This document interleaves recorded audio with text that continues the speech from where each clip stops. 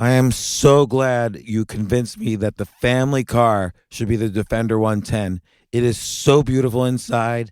It's so comfortable and it just feels indestructible. Yes, it really is. I've been waiting a long time for the new model to come out. The Defender 110, I'm telling you, it's my favorite car of all times. It's my third one. You know, I have stories of going off road. The guy managed the group. He was like, "What are you doing in this beautiful car?" I'm like, "I'm going off road." He's like, "Are you sure? Because you can use one of ours." And then they look like Mad Max cars. I'm like, no, we're going to do this. And he was shocked. Wow. Well, it's great because the Defender has been reimagined for 21st century adventure, and its unparalleled off-road ability as well as its robust interior are invaluable whether you're headed towards uncharted territory or just a weekend of exploration. The Defender 110 tackles challenging surroundings with absolute confidence. The SUV conveys strength outside and in, featuring peerless technology like an intuitive driver display and an award-winning infotainment system. That's my favorite part, to keep you connected no matter where the journey takes you. Adventure is unique to everyone, and so is the Defender. Choose from the two-door Defender 90, the four-door Defender 110, or the larger Defender 130 with the ability to seat up to 8 passengers. You'll find uncompromising performance in all three. So pack up and go even further with the Defender 110. Learn more at LandRoverUSA.com/Defender. Sometimes it takes a different approach to help you unlock your true potential. Capella University's game-changing FlexPath format helps you learn at your own pace and fit earning a degree into your life. From before you enroll to after you graduate, you'll be supported by people who are invested in your success so you can pursue your goals knowing that help is available if you need it. Imagine your future differently at capella.edu.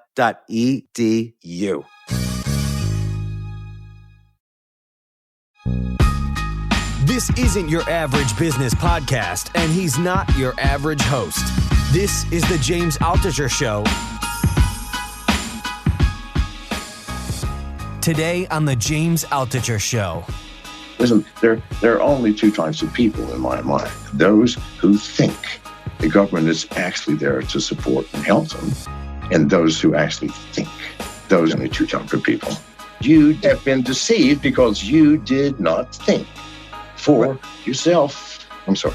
No. I just want to say I've had this conversation many times on the podcast because if you just read media headlines, you know, like the other day, the headline was U.S. deaths surpass Italy deaths. Well, of course they did. U.S. is because our population is 5 times more than Italy. Duh. Yeah. So every headline's been kind of like that, and it just encourages this fear. And then, you know, I want to get into crypto and I want to get into the virus because you have lots of great opinions. You just launched a new cryptocurrency that's very interesting. You have lots of opinions that I agree with.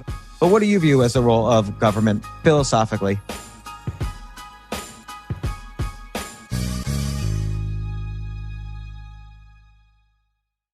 This podcast is with John McAfee, and I had to do an intro because John McAfee is batshit insane. First off, he started McAfee Associates, a great company. They're that antiviral software. You have it on all your computers. And he became a billionaire, whatever. And then every single story I've ever heard about him after that was just, it's almost like he's like the Tiger King version of what a billionaire would be, or the billionaire version of what Tiger King would be. When I spoke to him, I had no idea. He's on the run. He is running from the U.S. government while we were speaking. And he's got so intense in his arguments. I kind of didn't want to argue with him. I don't really agree with everything he's saying. He kind of has a certain pessimistic view, which I don't agree with for America. I do think some of the things, though, have merit, and we need to pay attention because he does have some good insight. But never forget, this man I'm about to interview is a billionaire on the run and batshit insane. Here we go.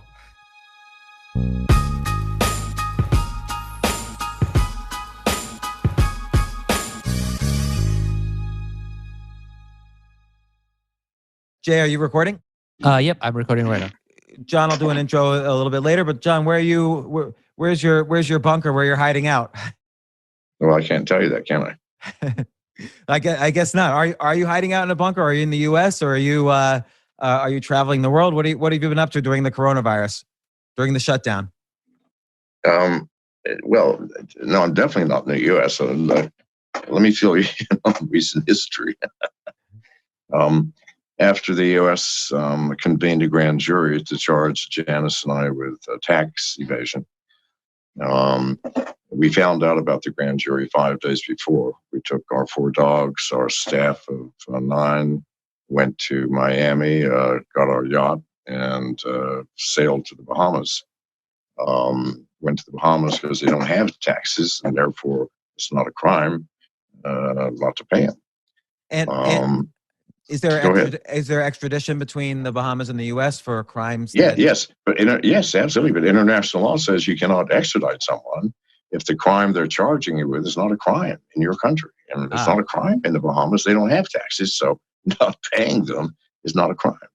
But I knew the U.S. would come after us in any case, so they bribed the commissioner of police, Paul Roll, to arrest us on any old charge, in which case we would then be undesirables, and they could legally deport us wherever they choose.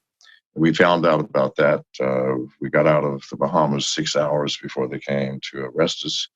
Went to Cuba. We were there for 2 months. The Cuban government collected Janice and I, and told us that the U.S. had unofficially requested that they return me to the U.S. Cuba said no, but they said, you understand that you are now a serious problem for us. And they gave us 72 hours to leave the country and never come back. So we left, spent 4.5 days at sea, didn't tell anybody where we were going. We went to the Dominican Republic. We were arrested before we could even get off our boat. We were surrounded by soldiers, not allowed to talk to customs or immigration. Anyway, they told us, Mr. McAfee, we have to send you back to America. I said, you can't. I didn't come from America. I came from Cuba. According to international law, if you want to send me somewhere, you have to send me back there. But I knew they wouldn't. Again, America got there before we did. I don't know how they found out. The CIA, apparently. We were in jail for 4 days. Our lawyers finally managed to get a stay of deportation until I could have my say in court. Well, they were not going to let this go to court. We had, 20 or 30 people videoing the whole thing, showing that we were not even allowed to talk to customs. They had caught on my boat illegally. I was not even in the Dominican Republic officially. So they didn't want that to come to light. And so we got out of a jail in the Dominican Republic, and they asked us where we wanted to go. I said London, and that's where they sent us. On the way, I told her, listen, we can't run forever, baby. We have to go underground, and we did. So that's our story, and we can't tell you where we are for obvious reasons. So you're not in London, that's for sure. Of course not. So was there any, I sort of feel like tax evasion is one of those charges where they get you on that because they really just don't like you. It's like the Al Capone thing. Like, listen, I haven't paid taxes in 10 years, and I've told them I'm not paying anymore. For 8 years, they left me alone. 2 years ago, I started speaking on international stages, telling people, if you don't want to pay taxes, I'll tell you how to do it. Use privacy coins and distributed exchanges in the cryptocurrency world, and you'll never have to pay taxes again. That's when things got ugly, and they've been after me ever since. Finally, convening a grand jury January of 2019. Wow, and you didn't know they were convening? I mean, they must have sent you, the IRS must have been sending you letters. No, of course not. No, absolutely not. And listen, I've paid over $50 million worth of taxes. I'm not paying a penny more. It's illegal and unconstitutional. Nobody should be paying taxes in America. Not according to our Constitution. I'm just saying. And I've always seen that argument. And by the way, nobody likes taxes. Like, I don't like paying taxes. And I always hear people say the constitutional argument, but obviously the regular person doesn't have the resources to fight a battle like you just did. Where in the Constitution do you think is, or point me to where in the Constitution is the tax stuff? Because I really would like to sincerely learn and read it. Well, I don't know what amendment it is. It's not even an amendment. The Constitution clearly states that Congress shall pass no laws restricting, limiting, or hindering a person's ability to make a living. That the earnings, the production of the individual belongs to the individual and the individual alone. There can't be any clearer than that, please. Yeah, no, it's interesting because what is the role of government? I mean, when the U.S. started, and I want to get into crypto and I want to get into the virus because you have lots of great opinions. You just launched a new cryptocurrency that's very interesting. You have lots of opinions that I agree with, but I'm just philosophically interested. Like, I feel the U.S. was an experiment when it was created about how much liberty can you really give a human.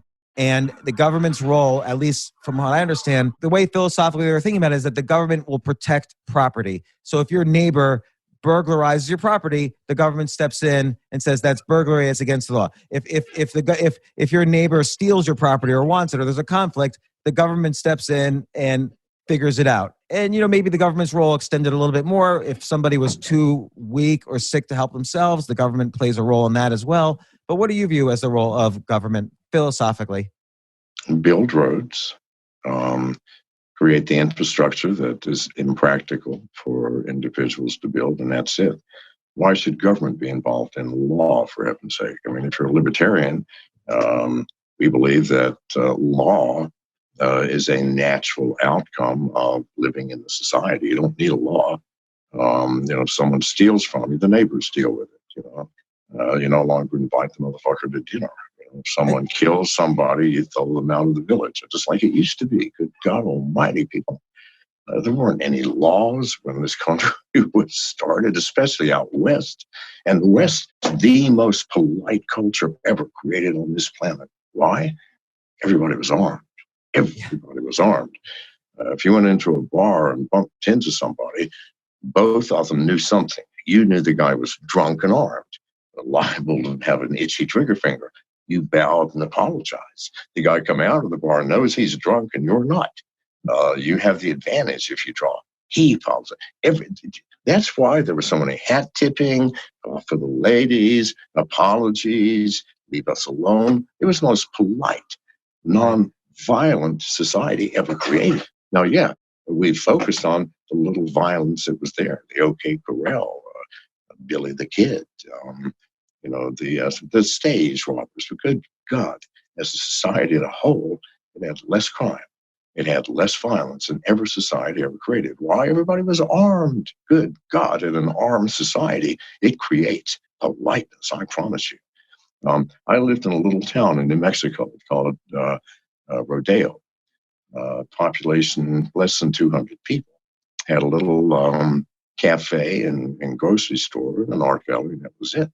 There had never been a robbery in that town. Why? Everybody, man, woman, and child, 10-year-old kids had guns. Grandmothers carried guns. Everybody working at the cafe had guns. All the customers had guns. What idiot is going to rob that place? Right. And they'd never had a violent shooting. Everybody's too smart for that. Who are you going to shoot? They've got a gun. And everybody around's got a gun. They may go, hey, that was unjust, and shoot you. So no, it creates nothing. Do you think New York City can, if the same philosophy applies? So in Rodeo, it sounds like it was a community. Everyone knew each other. Everyone knew everybody else was armed. New York City is so diverse and densely packed, and at its worst, makes no difference. Makes no difference at all. Good God Almighty, Dodge City was diverse and densely packed. For heaven's sake, all of these places, Durango, densely packed. I mean, all the cowboys from, hundreds of miles came there. I mean, you couldn't move in a bar. You were shoulder to shoulder. It doesn't matter how many people are there. It just has to understand that everybody. Now, if everybody's not armed, then you're going to have chaos. Right. You have to demand that people carry guns. Right. And the Old West people were smart enough to do it. I guess you don't have to carry a gun if everybody thinks you have a gun. So there's like a certain herd immunity thing too, where you could be the one person without a gun, but everybody will think you have one and you're still okay. So some people. Here's the problem. Some drunk cowboy is going to come in and try and shoot you. Now, he's drunk. If you're sober, you can draw faster than him. Right. You can't draw a non-existent gun, my friend. Right. And then your secret's out or you're dead. No, you're dead. Right. You're dead. All right. So okay, but if government's role is to build roads and infrastructure, how would they raise money to do that? Because they're only revenue. The way they did it before we had income tax. Prior to 1913, we had no taxes, people. And yet we were the industrial giant of the planet. But we instituted the income tax, and now what are we? We're just a service society. We don't produce steel anymore. Our cars are substandard compared to the Japanese and Chinese. No, we lost our power. All we have is military power now. And I agree. Why do a lot of people think if you raise taxes on the exact people who create jobs and innovation in society, and then on the flip side, if you lend money to students to get overinflated college tuitions, where are people going to have any incentive to? They're going to be either paying back loans or every dollar they make. Yeah, but here's the thing. If we didn't pay taxes, they would, trust me, it was hard to make money prior to 1913, but the government did it without taxation. A government's job is to fund itself, not steal from the fucking people it's supposed to serve. Good God almighty. Right. So why do people think there's any incentive for people to create companies, people to create jobs? There's not. And it's not because we have the income tax. Do you understand? It's so easy to take money from the people and buy whatever you want. There's 400 million of us. And why? How much? Yeah. But why is that a valid, why do people think that you can raise taxes and it won't squash innovation? How do they even come up with that? People don't. Sheep do. Yeah. Stupid people in government do, but anybody with a mind is not, my friend. Good God almighty. I see. And I guess the government. No, people, when you say people think, I'm always thinking of sheep. Yes, people think all kinds of things. People think you print money, it's going to be okay. Obviously, because that's what we just did, $2 trillion last month. Yeah. $2 trillion. Do you know that's going to make your dollar worth 25 cents within 6 months? And yet nobody thinks of that shit except the people who think. Listen, there are only two types of people in my mind. Those who think the government is actually there to support and help them, and those who actually think. Those are only two types of people.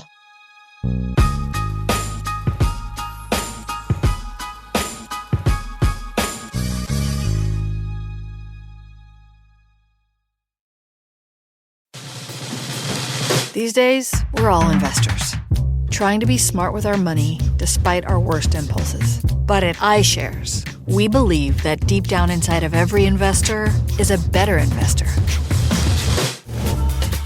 One that's just waiting to be let out. Explore iShares ETFs and insights and let your best investor out. Visit iShares.com for more information. You know what I love about fantasy sports is that even though I'm not going to be a great basketball player or a baseball player or a football player or whatever, I feel like I get to participate and make decisions and use my knowledge of these different leagues or these different sports to compete. So it's like I can pick my team or I can pick my favorite players and I could use my knowledge to make predictions and maybe even make money. So with the basketball season here, you can now pick combo projections across football and basketball from the Specials League on Prize Picks. This is a league created specifically for combo projections that include two or more players from different sports or leagues. Want to play alongside some of Prize Picks' favorite players like rapper Meek Mill and comedian Andrew Schultz, who's also been a guest on this podcast, and I've been a guest on his? You can now find community plays under the promos tab of the app to view entries for some of the biggest names in the Prize Picks community each week. Look, Prize Picks even offers a reboot policy so that your entries stay in play even if one of your players gets injured. For football and basketball games, if you have a player who exits the game in the first half and does not return in the second, that player is rebooted. Prize Picks is the only daily fantasy sports platform with an injury insurance policy. What? So I love playing it. I love anywhere where I can use analytical ability with my interests to demonstrate some skill and maybe make some money. And I like the game-like aspect. I do wish they had chess as a category on prizepicks.com, but I'll settle for what they've got. Maybe I should make my own fantasy chess league. But in any case, I love Prize Picks. Go to prizepicks.com/James. Use code James for a first deposit match up to $100. That's the easiest $100 you're ever going to make. So that's prizepicks.com/James and use code James. Daily fantasy sports made easy.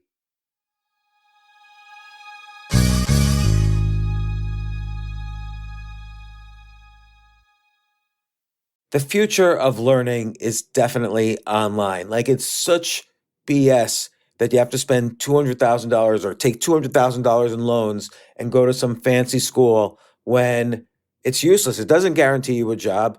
Most employers, including me, do not care about degrees or grades or anything like that. We want to care that you love what you're doing, that you know what you're doing, in some cases that you have experience or that you're willing to learn. But people in general love learning and are curious. Like, the key to success is curiosity. And I think masterclass.com is the perfect model for online learning. I'm really happy they're sponsoring this episode. If you're going to give a gift, give the gift of learning. Masterclass makes a meaningful gift this season for you and anyone on your list, because both of you can learn from the best to become your best, from leadership to effective communication to cooking. Let me tell you some of the classes I've taken. I've taken comedy from Steve Martin. I mean, can you believe I can take a class from Steve Martin on comedy, or Judd Apatow, my favorite comedy director? I could take an actual class from him on writing. Wolfgang Puck on cooking. Dan Brown on writing, or Judy Bloom, who's been on this podcast, on writing. By the way, Wolfgang Puck also has been on this podcast. It's such a pleasure. I try to take classes all the time from masterclass.com. And whether you're watching Masterclass on TV or listening in audio mode in the app or on their site, the quality speaks for itself. It's like these Masterclass instructors are your own personal mentors that are going to help you reach the next level. How much would it cost to take one-on-one classes on comedy from Steve Martin or on chess from Gary Kasparov? You just wouldn't be able to do it. But it would cost hundreds of thousands of dollars. With a Masterclass annual membership, it's $10 a month. Memberships start at $120 a year for unlimited access to one-on-one classes with all 180 plus Masterclass instructors. So it's not just $120 for one instructor. You get all 180 plus Masterclass instructors. Boost your confidence and find practical takeaways you can apply to your life and at work. And if you own a business or are a team leader, use Masterclass to empower and create future-ready employees and leaders. That's the real education in today's world. So this holiday season, you can give one annual membership and get one free at masterclass.com/JAS. JAS, of course, stands for the James Altucher Show. So right now you can get two memberships for the price of one at masterclass.com/JAS. Masterclass.com/JAS. Offer terms apply.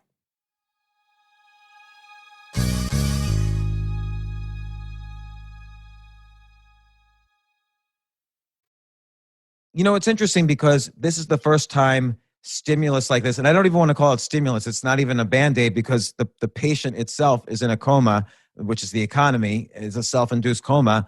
I guess this is the first time the government has commanded everybody to shut themselves in their house, and then they're trying to essentially pay off the people with this stimulus. What's your view on the whole? I've seen your views on the coronavirus numbers, and I agree. From the beginning, you could see in the numbers coming out of every single China, South Korea, Singapore, Sweden. It was nothing. It was nothing. Less than 250,000 people have died worldwide. Diarrhea kills 2.5 million every year. Please, God, it is nothing. All right. I go to the hospital 6 times a year from diarrhea, so I know. But all right. Okay. So now, and diarrhea is mostly caused by pathogenic viruses and bacteria. But anyway, that's a different story. But yeah, so what do you think happened here that lit the world on fire? Because I don't think it's a global... The media blows it. The media, they use some horrific, staggering numbers. Staggering? What, 2 people dying per 100,000 population is staggering? Good God Almighty. You have a better chance of winning the lottery than dying from this thing. Do you understand? Yeah. Literally. No, So I do. no, it's media created. Why? Think of who benefits from this? Nobody. The airline industry is going to die. I don't know what the fuck we're going to do to travel anymore. I mean, they've been out from, listen, at 9/11, we shut down the airlines for 3 days. It killed 2 of the smaller airlines. It's been shut down for over a month.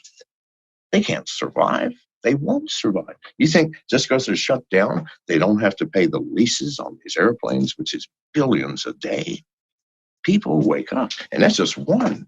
Oil industry, mom and pop grocery stores, restaurants. Commercial real estate. Commercial real estate. Now, and everybody living paycheck to paycheck. And that's 55% of America.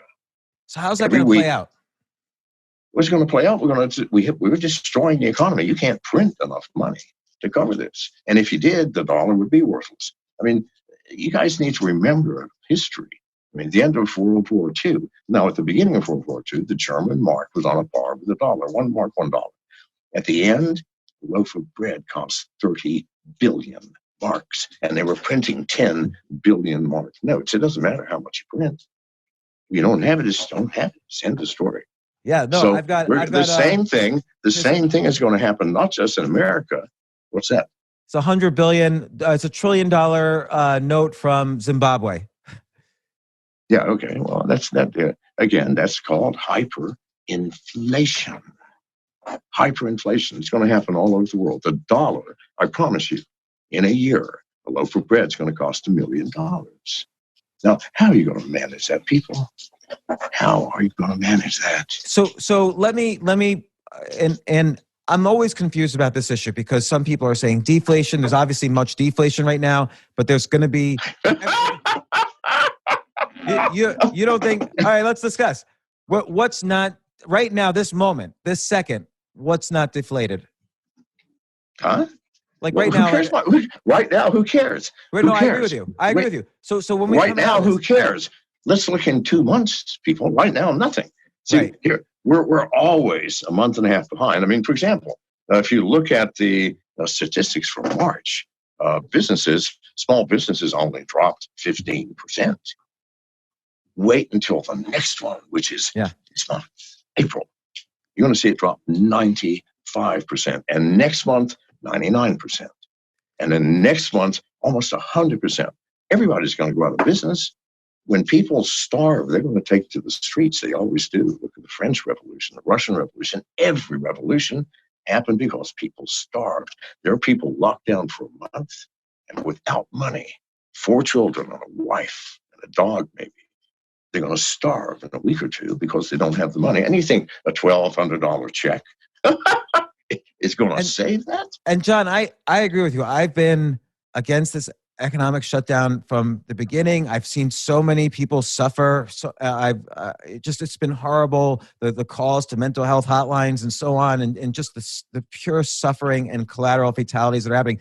But here's the argument on the dollar, and I'm just, as it's presented to me, I'm just playing the devil's advocate. I'm curious what you say. Is that there's so much demand worldwide for the dollar because there's the view is there's no other choice if you're going to buy a government currency around the world, that's supporting the dollar's price right now. That, every country is basically switching from their currency to the dollar. Listen, as the dollar devalues internally in America, when you cannot buy a loaf of bread for $5, what demand do you think there's going to be? Wake up, world. How can there be a demand for something which is internally of no value? Right. And so what's high demand now because we're able to buy shit with it as Americans when we can't anymore, which is going to be 2 to 3 months. There will be zero demand for the dollar. Do you understand? I mean, already it's lost against almost every major world currency because the smart countries go, what the fuck? They just issued $2 billion. Dump your dollars. They're going to be worthless. Yeah. So the demand is there only because we keep producing goods and services. We haven't produced jack shit for months. Nothing. Right. And so for a month, that's going to drop. Yes, go ahead. Play it out. Like, let's say we go back to work in May, which I'm hoping, and we're starting to manufacture, we're starting to produce. Now, again, we're a service economy, so we're dependent on people going out and spending money. And your point is that they're not going to do that. And I guess there's no money to spend. There's no money to spend. No one's been getting a paycheck. Right. Well, I mean, the few people are, but those 55% of America that live hand to mouth, they don't have any money. What are they going to buy, and with what? Good God, people, wake up. It's not as simple as, no. It's an interwoven world economy that we're living in, and you break one little piece, and the system falls apart. And we've broken every piece. Right. And I guess a couple questions are, one is, what countries do you think did it right? Like sort of avoided the media? Sweden, Belarus, Sweden Republic has ignored the whole thing, and they have the lowest death rate on the planet. They're not locked down. They're out partying, drinking, and producing goods, going to work, meeting with friends, holding hands in the park. Good God Almighty, they've done it right by ignoring it completely. And that's the only way to deal with this. For people listening to this who are getting scared to death right now, what should they do? Go out in the streets. Ignore it, people. But in terms of everybody's paid in dollars. So how should people start thinking about you want to end it? You want to end this quickly, so maybe there's a slight chance that the economy will survive. You better do it now. There's no other way to end it and ignore the fucking government, people. Jesus God. Listen, it's going to be ignored, and eventually when these 55%, when their families are starving, you're going to see an uprising in America that you have never dreamed of. Look at history. In the French Revolution, everybody was starving. The Queen, when they're going, why are people rioting? They said, have no bread. She said, well, let them eat cake. That's how stupid rulers are. They are so far removed from the reality of the people that they govern that they do stupid things like what they did. Even and America when 200 million Americans hit the streets with knives and shotguns and signs and anger, that'll be the end of this country. I'm telling you now. John, you got to give me something positive here. I'm sorry, I can't. Listen, okay, we're all in an airplane that's crashing. Well, you got to give me something positive. No, we're all going to die. Right. No, give me something positive. Well, the only positive thing is we're going to die quickly if we're in an airplane crash, but we're not in reality. We're going to die slowly and horribly. People, wake the fuck up. Use your heads. Here's the problem. Nobody thinks anymore. Nobody. You fucking children let the news and your fucking government think for you. They tell you what's right, and you go, oh, it's right to lock ourselves in. Fuck me, let's do that. So use your goddamn sense. If you can multiply and divide, add and subtract, look at the goddamn numbers, people. This is not a problem. Yeah, no, you have been deceived because you did not think for yourself. I'm sorry. No, I just want to say I've had this conversation many times on the podcast because if you just read media headlines, like the other day, the headline was U.S. deaths surpass Italy deaths. Well, of course they did. U.S. is because our population is 5 times more than Italy. Dumb. Yeah. So every headline's been kind of like that, and it just encourages this fear. And then if you say anything in disagreement, people will be like, "Oh, well, you better trust the stupid, experts." you idiot! Yeah, you're such an idiot. What's wrong with you? I hope you die from the disease." Well, listen, it's almost impossible to die from this disease. At your age, you can't die from this disease. Please, do you understand? There have been less than a handful out of 7.8 billion people of anybody dying under the age of 50. There's been an infant, a 16-year-old boy, and maybe a handful of middle-aged people, which I promise you, doubtful that they died from this disease. Who dies from it? People over 70, like me. But even then, I'll take that risk. I'll go out. Why? Because even for people over 70, the risk is still 2 in 100,000 population. Well, fuck me, I'll take that risk. Who wouldn't? Yeah, you got a greater chance of being hit by a meteor. Jesus God. So it's kind of a shame. I agree. The media, their only agenda is to have page views and they sell ads. And that's how they survive. And have they not? I was going to say, who wins on this? The media. What's the value of the media? The number of eyeballs times the amount of time spent watching. Now, before the lockdown, 9-10 hours a day, we were commuting to work, working, having lunch, coming home another hour or so, having dinner, kissing your wife, going to bed. Weekends, you're out partying, going on a date, fishing with your kids. Minimal amount of time watching the boob tube. What's happening now? 24 hours a fucking day. Our eyes are glued to it. They have increased in value by a factor of 10. So listen, my parents and grandparents always said, listen, if you do not know, if you're unsure about who's responsible for something, find out who benefited the most. There's only one entity that's benefited from this, and that is the mainstream media. And they are the ones hyping it, going, the staggering numbers. Please, God, wake up. Yeah, of and course so responsible. don't the leaders of anything, whether it's the media or the government, don't they realize they're shooting themselves in the face? Like even Yes, but they have no choice because Donald Trump came out day one and said, listen, this is not as bad as you people think. We're going to do nothing. The media slammed him. Oh, he doesn't care about the lives and deaths of the American citizens. He was forced into this by the media. God, the media controls the world by controlling the attitudes and beliefs of the sheep. The sheep are still allowed to vote. That's the fucking problem. If you have no mind and don't think for yourself, I don't think you should be allowed to vote. Right, if you get your information from the news and you vote based on that, I'm sorry. You should be locked in your mother's basement till you come to your senses. Well, I 100% agree with that. But what do you think? What do you think if Trump had stood up and said, "Listen, I'm going to do the right thing. I don't care if I'm elected or not. I won't even run for election." But he does care that he's elected. Please, God, keep this in mind. That's the problem. They all care about keeping their power. So if he was the man who go, I don't care if I lose my power. Please, what man on the planet would do that? Yeah. Abraham Lincoln's no longer here. And Gandhi was shot in the first half of the 20th century. Yeah. Other than those two, can you think of a single human being, living or dead, that's going to go, oh, I want to do the right thing, even though I lose my job, my family. And no, please, God, it doesn't work that way. And that's why the mainstream media is so powerful.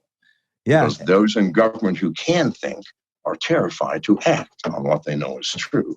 And the sheep believe what the MSN tells them. And we have to go. I'm sorry, we just ran out of time. I have enjoyed this. Well, right? John, hopefully we can talk again. I wanted to talk about Ghost, your new cryptocurrency, but we could do it next time. All right. Time. Thanks so much, John. Appreciate it. Bye. All right.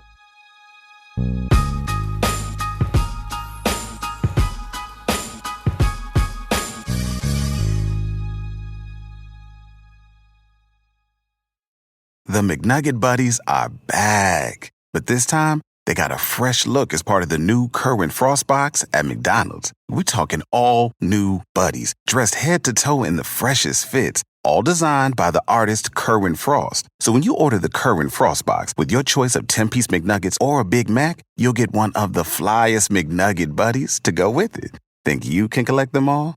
Ba-da-ba-ba-ba.